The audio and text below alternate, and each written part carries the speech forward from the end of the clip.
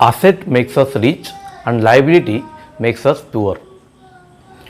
ये रॉबर्ट क्यूसेकी ने बोले थे कि रॉबर्ट क्यूसेकी जो रिच डैड और पुअर डैड बुक्स लिखे हैं उनके बारे में थोड़ा सा बताना चाहता हूँ कि रॉबर्ट क्यूसेकी के दो फादर थे, एक अपने खुद का फादर और दूसरा जो है उनके फ्रेंड्स, उनके फादर के फ्रेंड्स। उनके फादर जो है वो ट्रेडिशनल वे से मनी सेविंग करते थे और कुछ ज़्यादा एडिशनल इन्वेस्टमेंट के बारे में सोचते नहीं थे।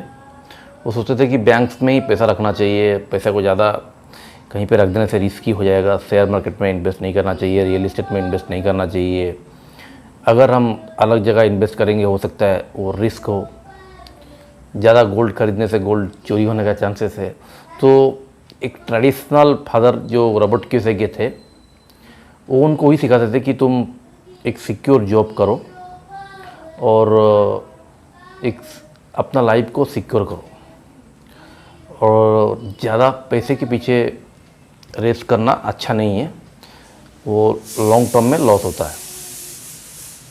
और उनका सेकेंड फादर जो उनके फादर का फ्रेंड, उनको भी वो फादर मानते थे, जो कि उनको वो रिच डैड बोलते थे और अपना खुद का डैड को पुअर डैड बोलते थे, क्योंकि वो ऑब्जर्व किए हैं कि उनका जो डैड है वो पूरा लाइफ एक ही ऑफिस में काम करते करते बिताए और कोई एडिशनल इन्फॉर्मेशन, कोई एडिशनल नॉलेज, कोई बारे में कोई सोचा नहीं, कोई इन्वेस्टमेंट के बारे में भी नहीं सीखा और हर चीज़ उनको ज़्यादा रिस्की लगता था कि कहीं पे पैसा अगर इन्वेस्ट करना है तो दैट इज़ रिस्की। सो वो रिस्क को अवॉइड करते थे, कभी रिस्क लिया नहीं। लेकिन क्या फ़ायदा हुआ, क्योंकि रिस्क को लिए नहीं तो उनको रॉबर्ट क्यूसेकी पुअर डैड बोलते थे, क्योंकि वो अपनी ज़िंदगी में कभी ज़्यादा इनकम नहीं कर पाए।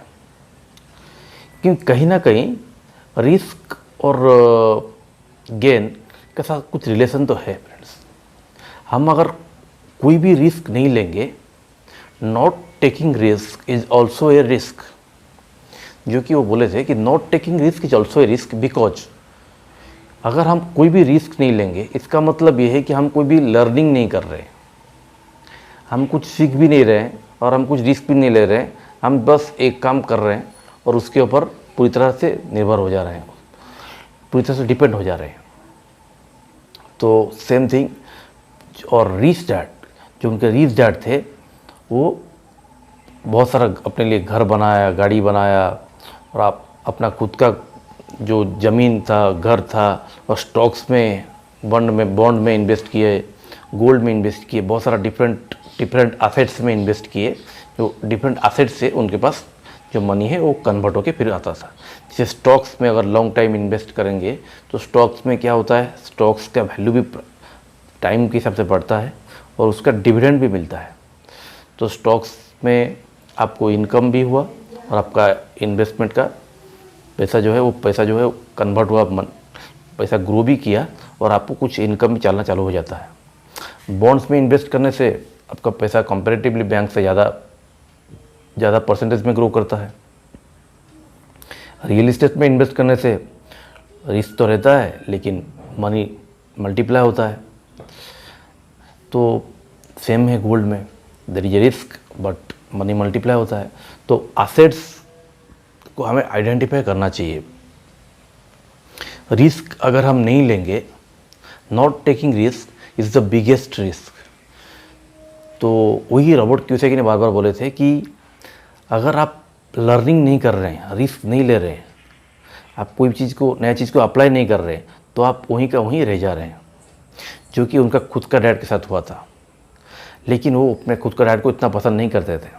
वो अपने रिच डैड से बहुत कुछ सीखे कि एसेट को कैसे बिल्ड किया जाता है। तुमको एटलीस्ट 4 या 5 एसेट बिल्ड करना चाहिए। एसेट बिल्ड करने से एसेट हमारे लिए इनकम करके देता है।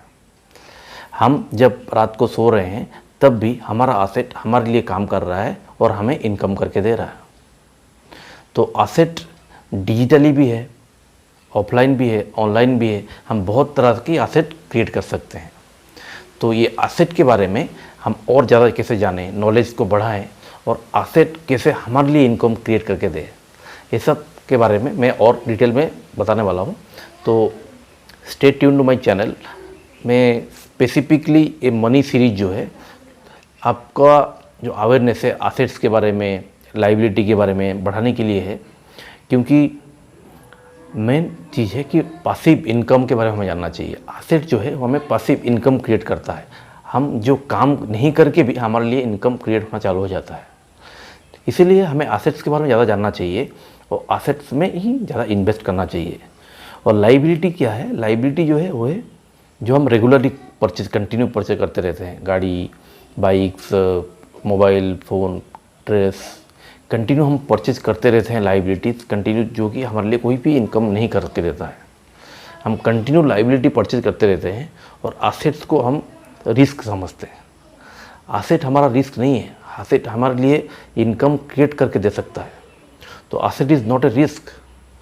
तो एसेट को हम जाने, एक सिंपल एसेट है स्टॉक मार्केट में इन्वेस्ट करना, म्यूचुअल फंड में इन्वेस्ट करना, रियल इस्टेट में इन्वेस्ट करना, गोल्ड में इन्वेस्ट करना, बॉन्ड में इन्वेस्ट करना और कोई प्रोडक्ट क्रिएट करना, digital products, e books create करना। एक e books is biggest asset at this situation. एक वीडियो भी एक एसेट है। एक वीडियो को भी हम कोर्स के फॉर्म में क्रिएट कर सकते हैं। तो एक यूट्यूब वीडियो, एक कोर्स फॉर्म का वीडियो भी एक डिजिटल एसेट है। तो डिफरेंट एसेट्स को क्रिएट करना चालू कीजिए और हर एसेट को थोड़ा थोड़ा रिफाइन कीजिए। तो वो एसेट आपको हेल्प करेगा और आप जब सो रहे हैं, when you are sleeping, asset जगा हुआ रहेगा और आपको हेल्प करता रहेगा। तो रिच डैड पुअर डैड के बारे में मैं जो पढ़ा था उसके बेसिक्स के बारे में बताया। आशा करता हूँ आपको अच्छा लगेगा, आशा करता हूँ आपको अच्छा लगा होगा। तो वीडियो अगर अच्छा लगा है तो इसे लाइक और शेयर कीजिए और सब्सक्राइब कीजिए मेरे चैनल को, ताकि जो इन्फॉर्मेशन वीडियो में लेकर आऊँगा उसका नोटिफिकेशन आपको मिल सके। Learn and practise to gain the knowledge, apply the knowledge in right time, then the knowledge brings wisdom.